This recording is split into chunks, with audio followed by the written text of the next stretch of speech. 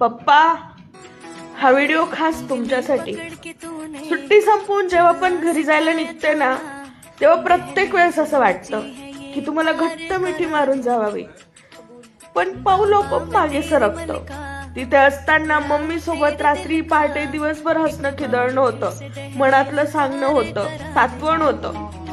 पण तुमच्याशी बोलणं जरा राहूनच जातं. घरी आल्यानंतर वाटतं की पप्पांना एक फोन करावा आणि मानसिक शारीरिक जो काही त्रास होत असेल ना, जे देत असतील ना, त्यांचं सगळ्यांचं नाव सांगून एकदाच मन मोकळं करून टाकावं. कारण मला माहितीये माझा बाप एका दमात सगळ्यांचा भेद बघून मोकळ. पण तेच तुम्हाला म्हातारपणात टेन्शन नको म्हणून पाऊल आपोआप मागे सरकतं. आता फक्त एकच इच्छा उरलीये की परत एकदा तुमचं लहान बाळ व्हावं आणि तुमच्याकडे